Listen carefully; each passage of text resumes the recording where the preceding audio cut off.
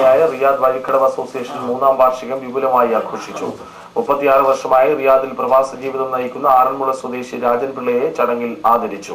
സംഘടനയുടെ വെബ്സൈറ്റ് പ്രമുഖ ശിശുരോഗ വിദഗ്ധൻ ജോ തമ്പി ഉദ്ഘാടനം ചെയ്തു. തുടർന്ന് വൈക്കം മുഹമ്മദ് ബഷീറിന്റെ കഥയെ ആസ്പദമാക്കി അവതരിപ്പിച്ച കഥാപ്രസംഗവും ഗാനമേളയും മികവ് പുലർത്തി.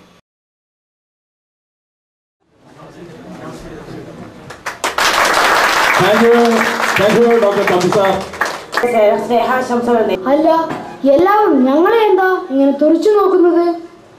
ആരും ഞങ്ങളോട് പരിഭവിക്കരുത്.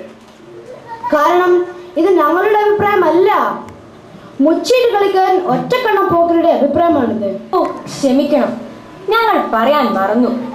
ഞങ്ങളുടെ കഥയിലെ പ്രധാന കഥാപാത്രമാണ് മുച്ചീട്ട് കളിക്കാരൻ ഒറ്റക്കണ്ണൻ പോക്കർ.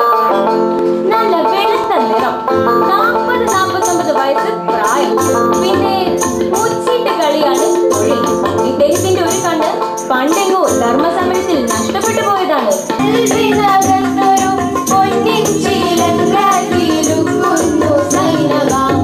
പട്ടുപവാടയും തട്ടവും ഇട്ടവൾ പൊട്ടിച്ചിരിച്ചെന്നും വന്നടയും.